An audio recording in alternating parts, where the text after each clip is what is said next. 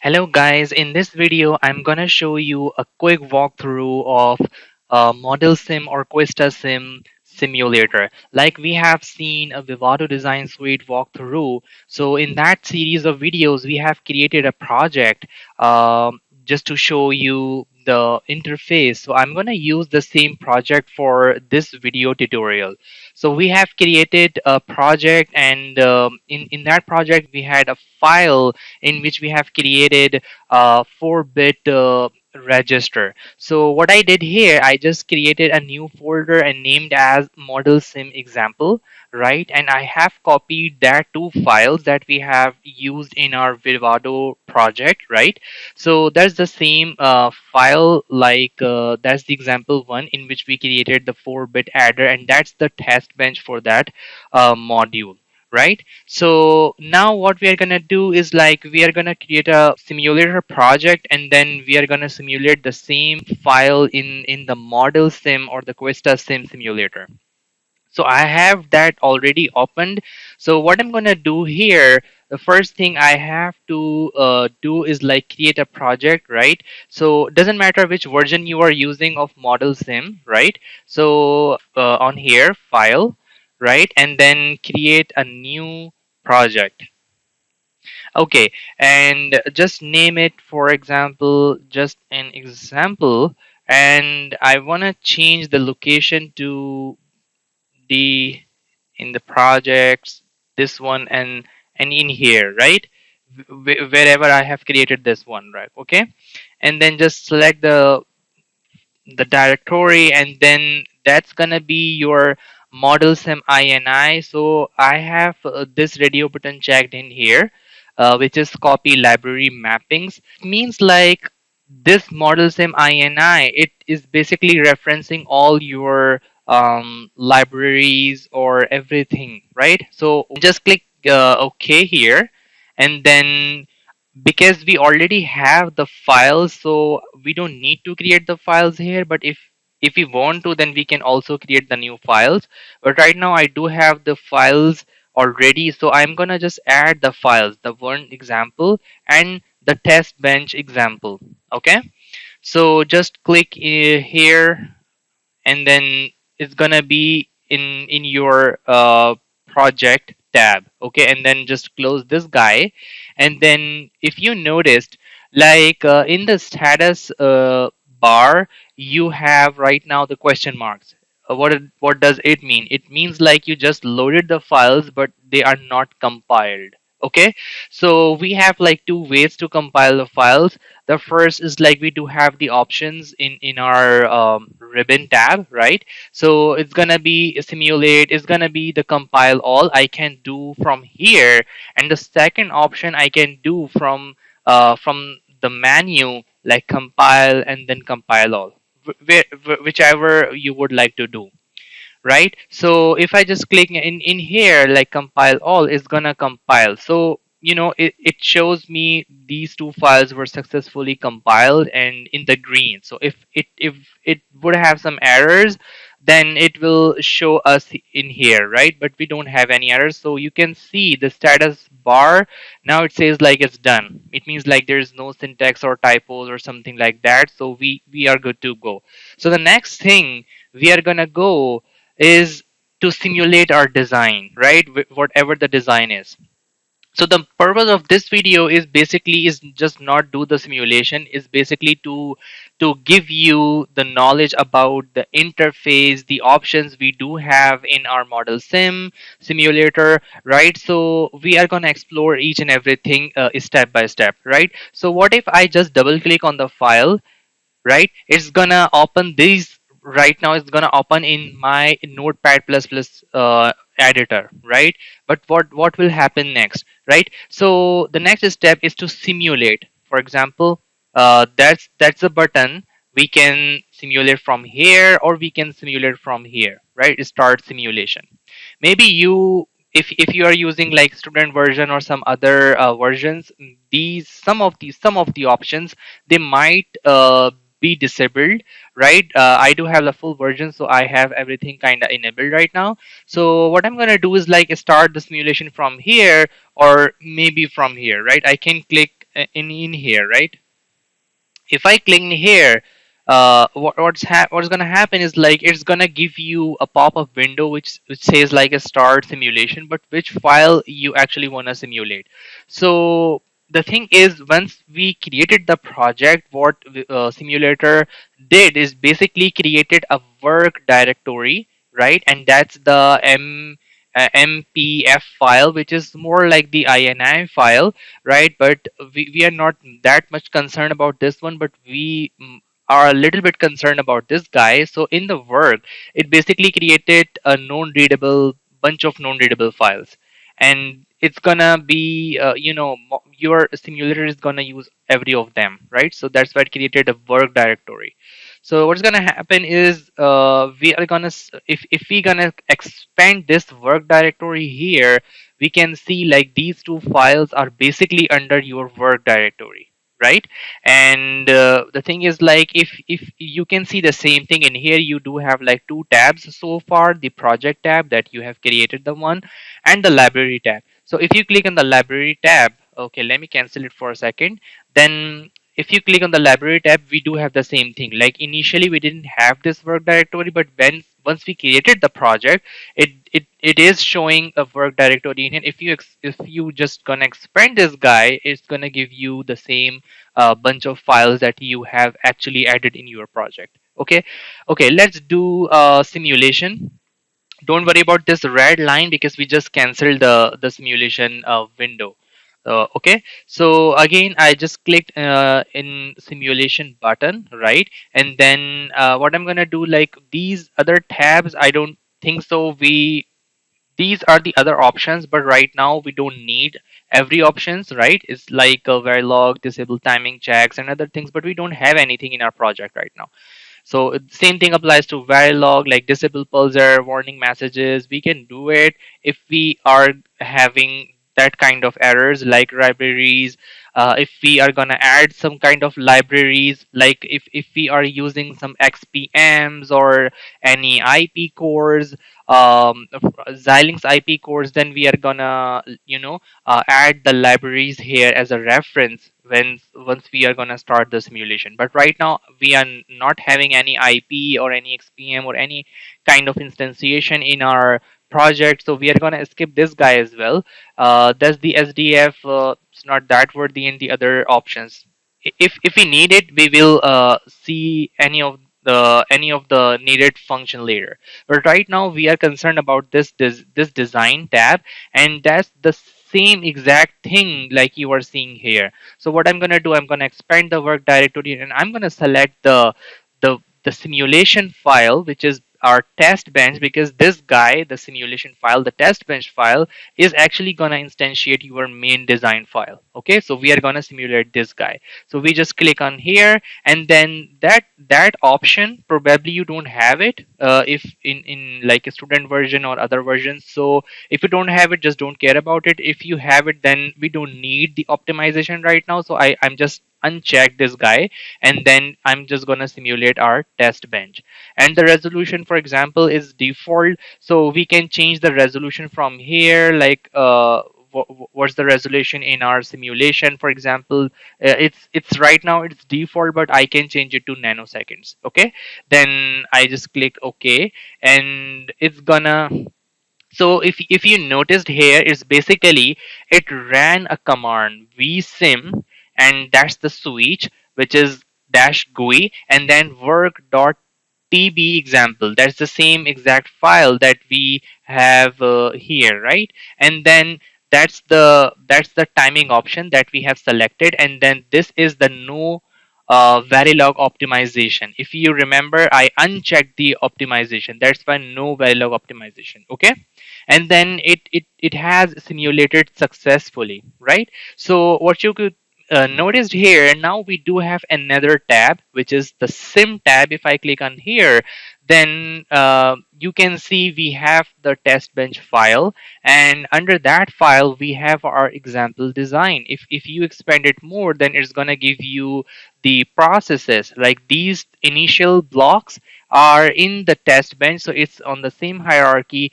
as example design exists, and this always block it's under the example, right? So now if you double click on this file, it's gonna open up the Modelsim editor now, right? So the thing is like, why is this happening? Like you can edit your file here, and it does have other features as well. Like it's not just editing. You can, um, if you can just follow like how the simulation is going on. Like if you double click on that clock, it's gonna give you like this clock is basically created here, so this arrow is showing you like from where it is coming, right? And that's the data in, and then that's the data out. That's the data out is basically is giving you the direction, like that's data out is actually coming from your main module, right? That's the beauty of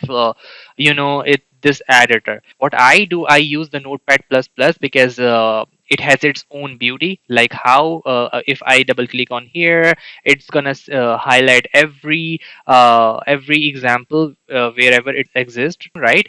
Like example, if I click on clock, it's gonna highlight everything. And I mean, initially when I opened the file, it was like that. So if I am kind of working on two files at the same times, I can just change the view. So it's gonna split the screen, and I can see like, okay, I'm editing that here, and now I'm editing something like here. So that's I mean, I would recommend to use Notepad++ for editing purpose, no matter you are using Vivado simulator or Modelsim or whatever the simulator, but it's totally up to you.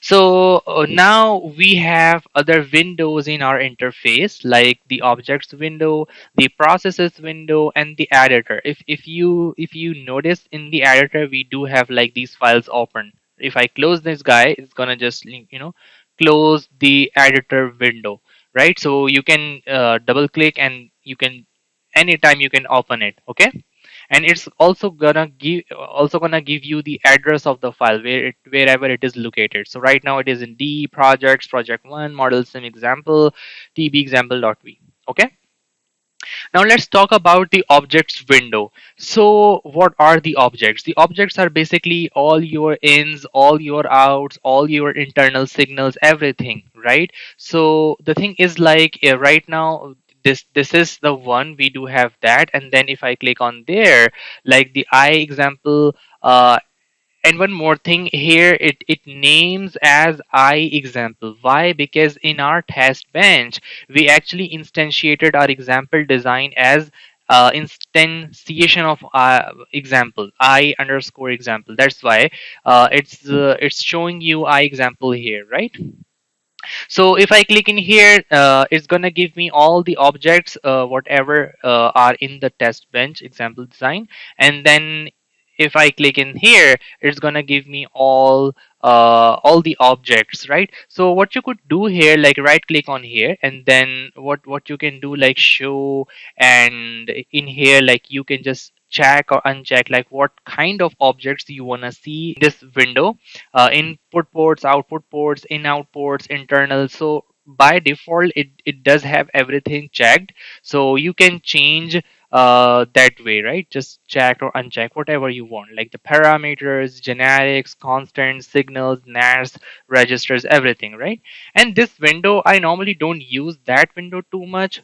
It just gives you, the processes you do have. And when I say processes, it means like all your known blocking assignments, blocks, right? Always in initials is gonna be in here. And what you can see, the thing is like it does have some, we do have like options to select which kind of processes we want to see, right? I don't see it right now, but maybe later I will show you. Okay, so the thing is, now you are thinking like, oh, we don't have the waveforms, like where is the waveform, like how we can simulate. So you can notice like the clock, the value of the clock is 1 HX, and all of them are don't care kind of conditions, right? So the thing is like it actually simulated for a very short period of time. So the thing is like initially we have to have the waveforms. So what I'm gonna do, like I can add signals one by one. How? Just right click on that and then add to the wave, or the other way is just control W, or the other way around if I want all of them together, so I just control A and then control W. So it's gonna open all the signals in the waveform. And where is the waveform? It's just here. So I just now that's the waveform, and now all these signals are in here. So that's the very cool waveform thing. I mean, we do have a lot of features, functionalities, like what we can do, how we can understand signals, and how we can save the signals for future. Like, I mean, you are working on some project and you're gonna simulate the design for multiple times, like 50 times. So every time you don't need to repeat that steps, like just create the waveform. You can just save the waveform and it will automatically open the same waveform again and again, right? So the question is like, right now I don't have any waveform. Why? Because everything is X. So what I'm gonna do is maybe I need to simulate it for a little longer so that I can see what is actually happening in my design. Okay, so what I can do is like, that's the cool feature. Like right now it says like the run length is 100 nanoseconds. What you could do is like, you can make it a bigger number, or you can change it, the unit, like PS, MS, or whatever you would like to do, right? And these three features, right? This one is basically, if you click on run, it's gonna run for this time period, right? But if you click on continue and run, it's gonna run forever, right? So we don't want it to run forever, because if it's gonna run forever, we cannot able to we are not able to see the waveform, because it's just going on and on, right? We don't want it. And this guy is to break the simulation. It's more like an interrupt thing, like interrupt current compiler simulation, and that's the stop. Right now it's not enabled, but you can use to stop it, right? So what I'm gonna do, first thing, I am gonna click in here. You can notice like I just ran the simulation for 100 nanoseconds, and then you can see a little waveforms, for every signal. And now we don't have X anymore. Why? Because initially it has run the simulation, but not like very long period of time, so we don't we are not able to see all the waveforms. But I can now see the waveforms, but it's still what it looks like it's still, it's really a short period of time, so we need more time, right? That's why we can see overall functionality. Like if you remember, we actually created a reset for two times, right? I mean, we generated the reset for two times, so it's just one time. So what if I change it to maybe 500 nanoseconds? So you can see like we have these, and then again 500. So now we do have like enough data, and you can see in here like we do have the reset two times, and we created the data in that way. Like once it has the value 0, then it's gonna add 1, and then 1 and 1, and so on. And once it reaches to F, then it's gonna repeat the pattern. So we actually need the simulation from here to here, but it's from here it's gonna repeat everything. Okay.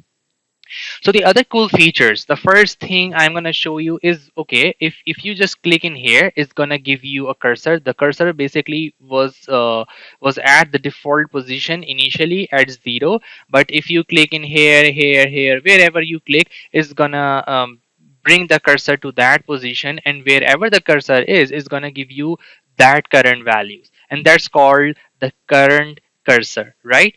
So the thing is like, what if you for okay, the good question is here is like, it's gonna give you wherever the cursor is gonna give you the time. Okay. So the thing is like, sometimes we want time comparison, or just to see waveforms. So we need like two cursors, right? So what we can do is like we can come here and we can just click in here and then we can create a new cursor. Okay, so we do have other options like go to cursor one, activate cursor one, lock cursor one, delete cursor one, new cursor. So first we are gonna create a new cursor. So now we do have two cursors, and whichever is the bold one is actually the active one. Okay, you can see like this one is not bold anymore, but this the new one is now bold. If I click on this guy, is gonna be bold, and if I click in here, the interesting thing happens is like this cursor moved and it becomes the active one. So which one is nearer to my clicking position, that one is, for example, this guy is gonna be. And the interesting fact is like, once I created two cursors, so now I do have the difference in timing. For example, if I do have this cursor here, and then this cursor I'm just gonna move it to here, and now I can see like how long the reset was. So the 20 nanosecond time period for the reset one. Okay, so that's the beauty of that thing. And we saw that like when we clicked in here, we do have other options like the delete cursor, like lock cursor. If I lock the cursor one, for example, because that's the active one right now, if I logged it, it's gonna change its color and it's gonna be red. So what does actually lock means? So now if I click in here, this cursor is gonna move, right? This cursor is locked, so you cannot move anywhere. So you can feel the difference. Like this cursor, when I drag my pointer on that cursor, is gonna change. But when I drag this pointer in here, it's not gonna change. Why? Because I cannot move it. It's locked. So sometimes we were like comparing our signals in multiple simulations. So what we do is like we lock the cursor so we can compare our signals if we have like multiple simulations. Like, okay, in the previous simulation I had that signal in this position, right now I had that signal at that position. So to know the previous position, or to have the previous position as a record, we actually log the cursor, but we can use for any purpose. Okay, so that's the cool feature. So we can delete that cursor, right? Oh, sorry, I added the cursor. So what we can do is like we can delete the cursor, and wherever the uh, whenever you add the cursor, it's gonna give you the cursor name like 2 and 3, and you can also change the name of the cursor, right? So that's the cool thing about the cursor stuff, right? Now then the next interesting thing is like, okay, right now we don't have any minute signals, like any minute waveform, so we can see everything.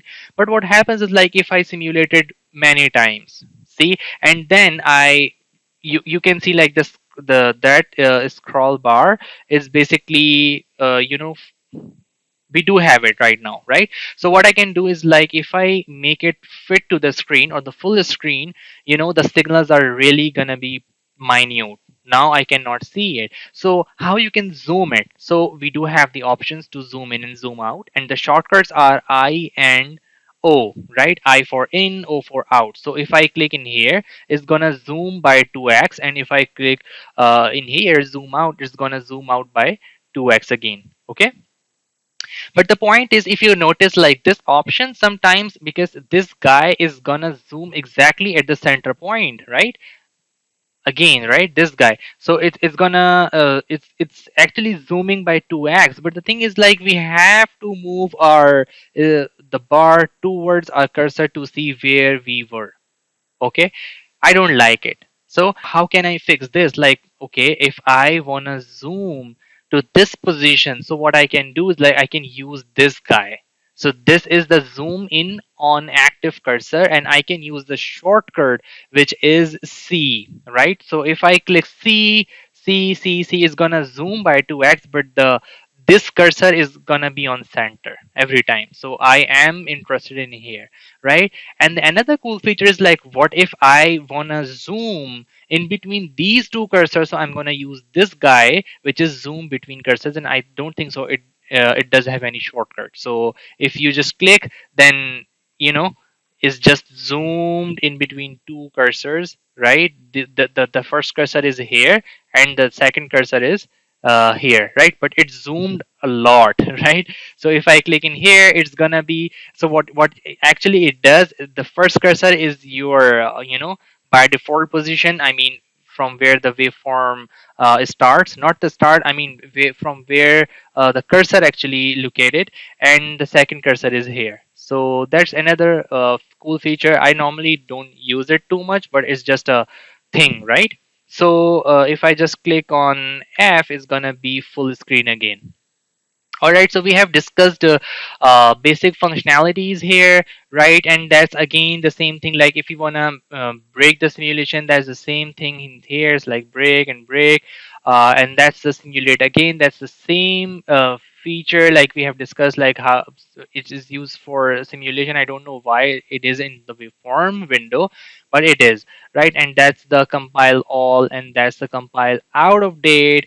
If your files are out of date and you still want to compile, right, something like that, and that's the compile feature. And we have the find feature. I don't know how it's gonna work. For example, if I'm gonna okay, type this, and okay, in the waveform in the waveform I never use the find function, but it should work somehow. Maybe it's for finding the waveforms, right? Okay, so another thing. Okay, the thing is, maybe I should see. Mhm.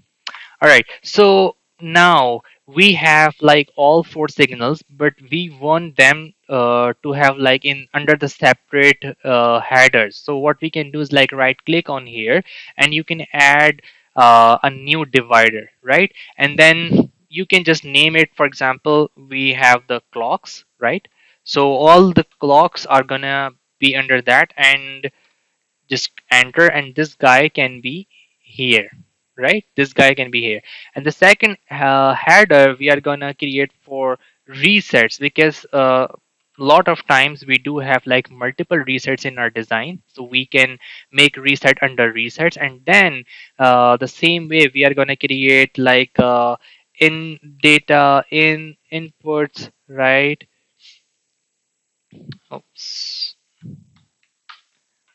And it's gonna be in here, and then we can create another divider for our outputs, right?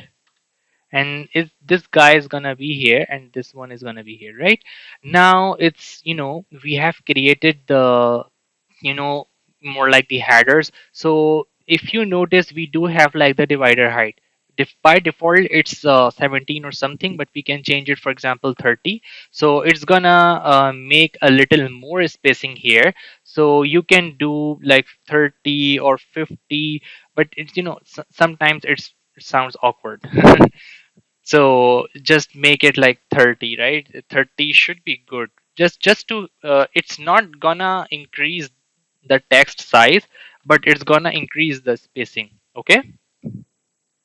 All right, so make this guy 30, so that we do have like the same thing for everything. Now what for example, we do have like multiple clocks, and we want to identify some specific clock for future or for our waveform every time we do simulate. So what we can do is like we can change the color of the waveform, right? So what I can do is like maybe I just click on the signal and go to properties, and then in the properties we do have like a lot of options, right? So that's the color settings, right? The wave color and the name color. So for example, if I want to make the clock as magenta, so I just click on magenta, and then I just close it, and then I apply. So it's gonna be a colored waveform. And if I really want to change the color of the text, so I can do the same thing, right? Just magenta and close and apply.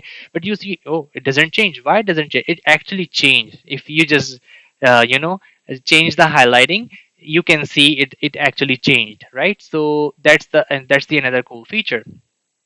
The second thing is like the Radix settings. So you can change the Radix from here. Like right now by default is the hexa one, but you can change it to binary, or you can change it to unsigned. Right? Unsigned is just the decimal, unsigned decimal. If you do have the enumerations, if you know the concept of enumeration, you can change the radix of the enumeration like symbolic or numeric or default. So just to let you know, enumerations in our coding style, we used enumerations for sometimes for as a parameters, or in our state machines, and we can assign numbers to the code, like idle, and idle is equals to 001, for example. So if you do have that kind of stuff in your project, you can change it to like you want it as a name or as a numeric number, right? So you can just play around, okay? And in the format, it's the same thing. Like if you change the height of this guy, is gonna do the same thing. Like it will add more spacing in your text, right? But it's not gonna it's not gonna make the text bigger, okay? We don't have this feature available, so we are just gonna skip the compare feature. So just apply and click OK, and you do have these guys, right? So you can do the same thing from direct menu, like the format thing and the radix thing, and the other stuff like added, like cut paste, these guys. So you can just play around, okay? And there's a cool feature like object declaration. So if you click on object declaration, what's going to happen? Let's just try out. If I click object declaration, it actually came back to the editor and it highlighted this guy, right?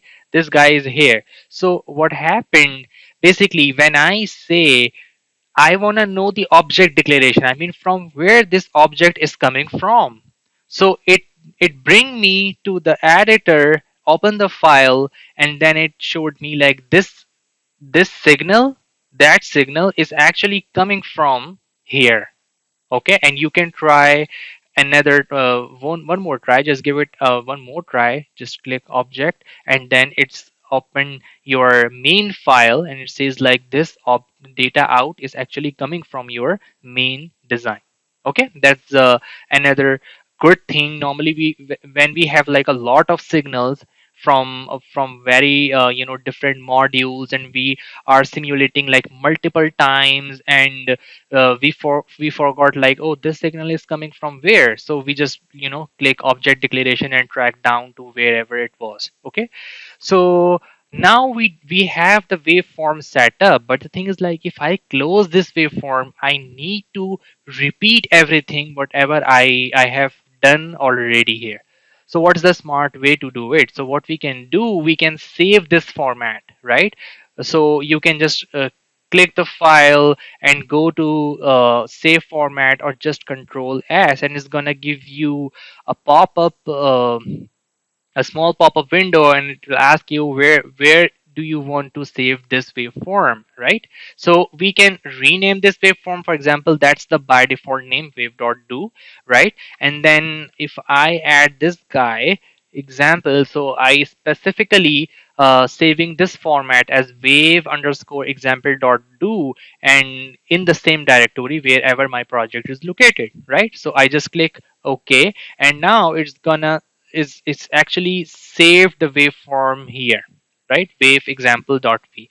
The cool thing is that, like, you can edit this file in your text editor instead of this guy as well, right? And sometimes we need to do, right? Sometimes, I mean, I used to do a lot. Why? If I just click this guy and click on in our notepad, so you can see everything is like in the text form, like on error, resume, quiet, wave active, this guy. And this is basically where we start adding our waveforms, like add wave, no update, divider, height 30 clocks, right?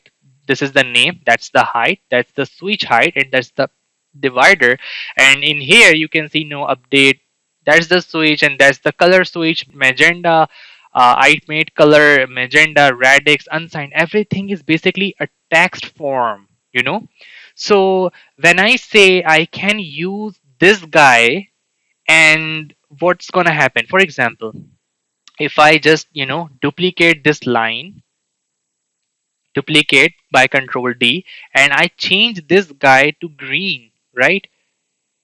Just to show you an example. I mean, it's really a bad example, but it's just to show you an example. So if I go to here, it's not gonna update anything until unless I load the file again. So what I'm gonna do, I just Control A to select everything and just delete this guy, and then I am gonna load the file again. For example, click File, click Load, and then it's gonna ask where the file is, and then I'm gonna open this example.v, and then you can see we do have two clocks, right, with the green color and with the magenta color. Why? Because I duplicate the waveform. I just change the color to green, which was default, but I just to show you. So why we actually need this text file? I mean, that's that text for the waveform. Sometimes you do have loops, right? So what you could do is like you put every signal from one loop, right, from one loop, and then you don't need to put every signal from every loop. For example, if you do have like 25 loops in your design, right, I mean, there is one loop but instantiated like 20 times or 25 times, then what, and you want to see every signal from every loop, then you don't need to repeat everything again and again. You just do one time, and then you come here, and then you just copy everything, and then you just change the loop number from 0 to 1 to 2 to 3 and so on, and it's gonna it's gonna update every signal by its own. Okay, so that's the thing we have. So we can just delete this guy, and we can again save the waveform again, so that we can have the updated waveform. And now I can just close this waveform, okay, and go back to the main interface. So I think it's we have discussed almost everything, right? So the thing is, we we do have other way to simulate our files. For example, if we do have like a lot of files in our project, so every time you are going to do the same things like the compile and the simulate thing and adding signals, so we do have a smart way to do it. And the smart way is like, if you notice, we do have the commands in here. So it's more like the same thing as we do have in Vivado. Like, we can make a tickle script for Vivado, and we can just run it, and it's gonna do everything through the script. So we can also do that here. Like, we can make a script, and then we can add the files and commands in that script. And once we are gonna run that script, it's gonna do everything by its own, instead of like doing everything step by step. So this thing we will see in the part 2 of this video. For now, we have learned all the basic interface of Modelsim or QuestaSim simulator. All right. So see you guys in part 2. Thank you.